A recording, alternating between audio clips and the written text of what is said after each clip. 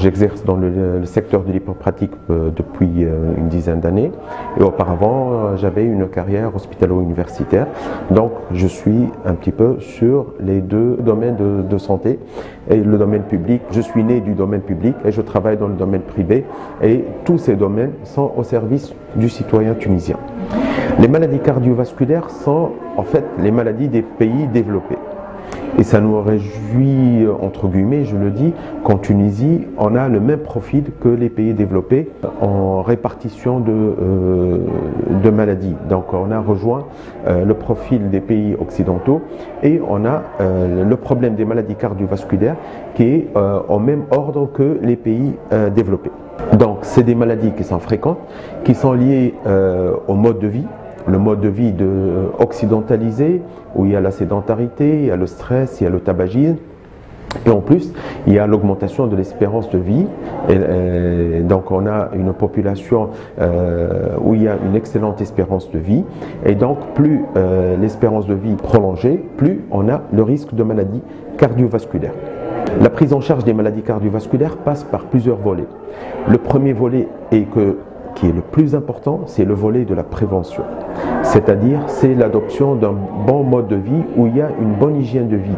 C'est-à-dire, où il y a le tabagisme, où il faut encourager l'activité physique, le régime alimentaire, on a le régime méditerranéen qui protège contre les maladies cardiovasculaires.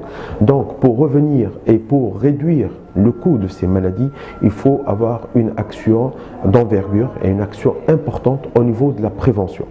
Parce que après, on va voir que c'est des maladies qui coûtent cher dans leur prise en charge. Et plus on s'investit dans la prévention, plus on essaie de réduire en aval le coût de la prise en charge de ces malades. Homogénéisation de prise en charge des maladies cardiovasculaires. Il y a des efforts colossaux qui ont été faits dans notre pays depuis les années 90 dans la prise en charge de la cardiologie interventionnelle et de la chirurgie cardiaque. Et la CNAM s'y est investie d'une façon très importante pour avoir accès à ces nouvelles techniques de prise en charge des malades. Auparavant, les malades tunisiens se faisaient prendre en charge à l'étranger. Et c'était des dépenses encore beaucoup plus importantes. Et les années 80, puis les années 90, les années 2000, et on a eu une homogénéisation de prise en charge avec une réduction de coûts et prise en charge sociale par la CNAM. C'est vrai que la maladie cardiovasculaire, elle coûte très cher au niveau de sa prise en charge, qu'il y a peut-être deux vitesses entre le coût et entre la prise en charge sociale. Mais les efforts sont continus et ça ne cesse de progresser.